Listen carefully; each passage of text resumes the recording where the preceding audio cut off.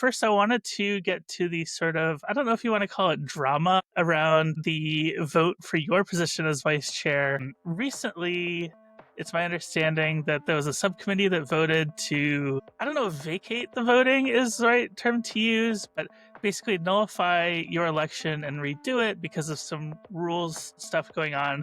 And now it's going to, I think, the full DNC for a vote. Can you just give us sort of the TLDR of what's happening with the vote for your position? It has been described as drama, and I've been saying this not because I'm not happy to be with you, but on like the least interesting topic to the average person. But obviously, some of these internal machinations have downstream electoral impacts, and that is why we must talk about it. And to me, I've been making this point that the truth is immovable, but the truth also doesn't defend itself. It requires other people to defend it and to stand up for it and to stand beside it. And that has been my purpose in this whole conversation, to provide people with real context of what's going on and to put ourselves in a position where we can be frustrated by internal weird procedural stuff. But a part of what has opened up this debate and more of the public discourse is that I feel like people have added things in that are completely unnecessary. Even if your end goal is to be frustrated at the Democratic Party, we don't have to create frustrations. We can just live with the frustrations that exist. To that end, on February the 28th, a couple of weeks after the election, one of the people who was running for vice chair as well, who was unsuccessful, filed a challenge to that race. And it has been misconstrued that the challenge is about gender or these other things. It's really not. It was a procedural challenge where she effectively argued that the final two vice chair positions, which we were initially voting for one at a time, delegates of the DNC, after being there for like hours, wanted to vote for two at a time, basically. And she's saying that that violated Robert's Rules of Order. That Robert's Rules of Order, which is for people who've taken high school civics or student government, it is the process by which the DNC, state government, Congress, anybody who has fancy meetings, it's the rules that we all sort of abide by on how meetings should be run. However, the contention here, and the argument of my lawyers and others, is that even within that Robert's Rules framework, the group that you're in, the group of people who's in the meeting, can always decide to override those rules to do what they want to do, which makes the meeting move more effectively. And that's what people did. We were in a position where the top three people who won, Artie Blanco, myself, and David Hogg, we were the people who led in every single ballot. And so the will of the voters was clearly represented in the end. But she had the right to file a challenge because in the Democratic Party, we actually do believe in due process. And so we went through that process. Her challenge was successful. And the committee, the credentials committee, which oversaw this challenge, or heard this challenge rather, effectively said that we have what they are calling, under Robert's Rules of Order, an unfinished election, meaning that they are requiring that we hold the election for the two open positions with the five people who were there already. Now, does this frustrate me?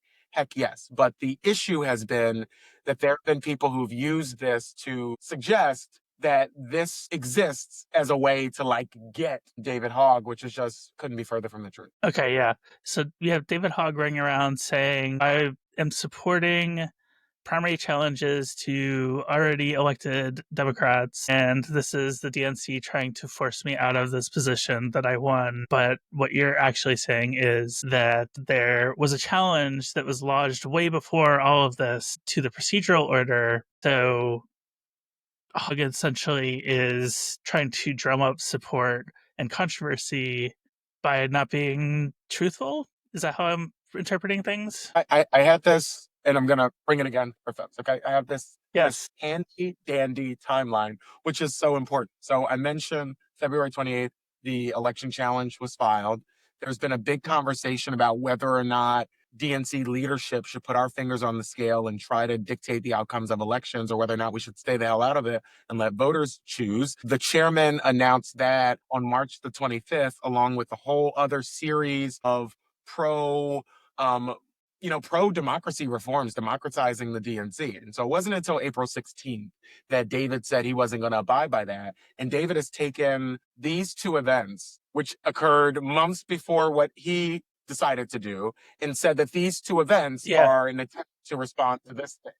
And that's just not how like a calendar works. It's not how reality works. And it's really frustrating that like we can't have a conversation about how the DNC should be better. We can't have a real conversation about this challenge itself, which I think is like an unfair challenge because everything is being neatly packaged into this box of David is doing this thing that some people are upset with.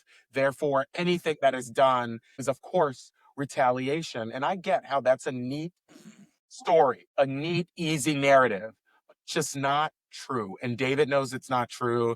And when he put out a press release suggesting that it was true, it forced me to finally respond after weeks of not saying anything about what he's been doing. Do you feel like there's pressure on the Democratic Party as a whole to especially button up and follow procedure here, given how the presidential election went last year when President Biden dropped out and they substituted in Kamala Harris? And I know that a lot of Democratic voters in particular, wanted there to be more procedure around that action. Do you feel like the party's under pressure at all to make sure that they're buttoned up on the rules front here? No, I really don't think that that's it either. I think that this is really connected to Um, first and foremost, who our new chair is, who most people don't know. But Ken Martin is our new chair. He has been doing, I think, really hard work to reform the party. And for folks who followed what happened in 2016, Ken, who was a former staffer of the progressive line of the Senate, Paul Wellstone, was the person who helped lead the effort to reform the DNC after there were a lot of questions about impartiality in 2016 around superdelegates and other things. So for over a decade now, Ken has been talking about big rules changes that should happen at the DNC, including codifying neutrality. He talked about it throughout the many forums that were held for chair that like no person with Netflix insanity like watched. but this is something that I think anybody who looks at our institutions, we understand that there are a lot of questions, not just about the Democratic Party as an institution, but people have a lack of faith in institutions in general. And I think a way you rebuild that faith is to put the power back in the hands of people, to not wag your finger and say, we know better. And right now, there are some people who are more progressively minded who say, well, he seems to be for the people we're for, so we're for him doing this. But I would tell people, be careful what you ask for, because there could be in 4 years a DNC vice chair who has a much different philosophy, who believes the party should go in a much more conservative vision, for example, and who says, well, I'm going to open up a PAC and primary people who I think are too far to the left. And I think there would be an uproar about that. So what I think is, even if I agree with some of David's contention philosophically, and I do agree philosophically. That's not the point. The point is whether or not we can survive, and in fact, whether or not we would thrive as a party if just 10 people, literally we're talking about 10 people, would say that we are not going to weigh in and we are going to allow voters to choose. There are enough voters. We see it in polls. People are upset. People want us to fight harder. I think there are a lot of things that we can talk about today that we are doing to meet this moment, to reform this party, to be a strong party that can beat back Donald Trump. However, we don't need to come into every state and tell voters who their member of Congress is. What we should do as the DNC is to make sure the choices of Democratic primary voters are not only respected, but that then we put all of our resources behind helping them beat Republicans, which is why I'm in this role. I was hoping that you could actually break down like the neutrality pledge for our listeners and kind of like what you said, the implications of it, if that fell into the hands of a different faction of the Democratic Party. So after 2016, there were a lot of feelings. People can argue it's real or not. I'm not here to relitigate that argument. I wasn't even in elected office in 2016, okay? But the point is, there was at least a perception that the Democratic Party leadership was not fair in terms of managing that primary process, which is one of the big jobs we have at the DNC, is to manage the presidential primary process. The DNC, contrary to popular belief, does not manage the primary process as it relates to state or local offices, but we do have a big say in planning the debates, deciding who gets on the stage, the delegate selection process, all of that happens for the president at the DNC. And there was a perception after 2016 that people were putting their fingers on the scale for their favorite candidate. And out of that came, an uproar for folks to see the DNC to be positioned in a way where we're putting power in the hands of voters. I agree with that. And so there's been a bylaw that was passed that said we aren't going to weigh in presidential primaries, I think in 2017. Chair Martin was clear throughout his run for chair that he wanted to extend that bylaw to say we would not weigh in on any races. Numerous state parties, Democratic state parties actually do that. And again, because this is complex, a lot of people's eyes glaze over and they don't understand the nuance, but the DNC does not run the state parties. The state parties are separate entities that have membership within the DNC, but numerous state parties also did that, including Minnesota, where Ken is from, that the party does not weigh in on primaries. And I think there's a good reason for that. I think people are sick of the perception or the reality that there's smoke-filled back rooms where people decide who the nominees are going to be based on their view of the world, instead of having a truly democratic process where voters decide who they want the nominees to be, and then the party infrastructure is mobilized to support that result. And I think that's what we ought to do. Well, thank you for breaking that down, because I feel like that is something that maybe the general public doesn't understand. And even like us as, congressional reporters, it's a whole other procedural bag. It is. It truly is. And we're dealing with it every day. But to just end this point, I will just say that I am not against robust primaries. And I've said this in multiple interviews. The DNC can't be an incumbent protection racket, okay? I'm not here to defend any incumbents. I'm not here to say people who want to run in a primary shouldn't run. One of the first events I did, I think the first event I did after I was elected, was in my personal capacity, but I went and did an event for Run for Something, a virtual event for people who were signing up to run for office, young people specifically who are signing up to run for office. That is important. I mean, I literally have a whole documentary that you can go watch right now on Apple TV called Don't Wait Your Turn, about my run for U.S. Senate against John Fetterman. So, I have a real record, not just in supporting my own campaigns,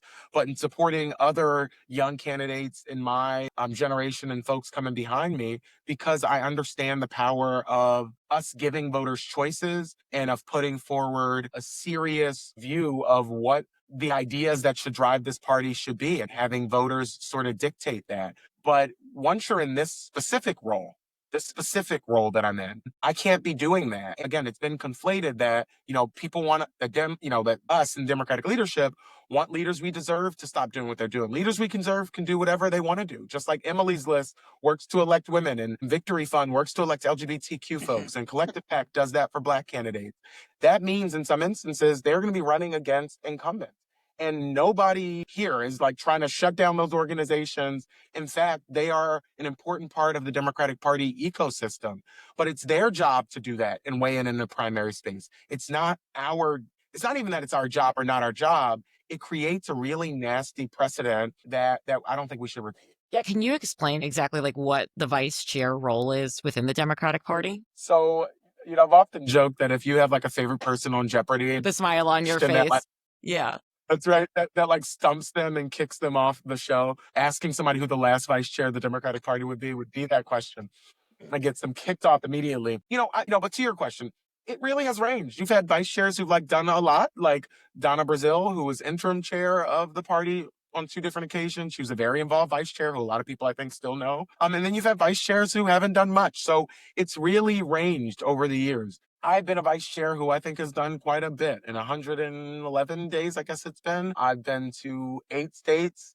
It was supposed to be 9, but Sean Duffy is not doing his job as transportation secretary. So my plane to New Hampshire was canceled the other day. But nevertheless, I've been to 8 states, done 3 dozen events, fundraisers, town halls, and been working on the boring stuff inside the party in terms of hiring and all these different things that we need to do to build out the infrastructure for us to take our message to reach everybody who needs to hear it, which is everybody. And so that's the work that I've been doing. And You know, for me, even though it is a job where I do not get paid, I'm a complete volunteer. It's a job that was very important for me to possibly take on. Before I ever ran for office, I had run a citywide campaign here on the staff side in Philadelphia. One of the youngest people to ever do that. I then ran for state representative, as I mentioned, ran for U.S. Senate. So I've run statewide, I've run federally, I've run at the state level. I ran a campaign at the local level. And so I felt like I wanted to shake the party out of this mindset where we exist to just elect a president every 4 years and to get us focused on the fact that there are elections every 6 months here in Pennsylvania for something, and that there are people who are running for positions that don't get the attention, but the impact of what they do is deeply pronounced, from your mayor to your state rep to your county commissioner. And I wanted a Democratic Party that fights just as hard for county commissioners as we do for members of Congress. And that's the work that I've been trying to do to get us refocused on and looking local first. Well, Malcolm, we have something in common. We also don't get paid for this, so We hope to. that's why everybody listening should go subscribe to our Patreon.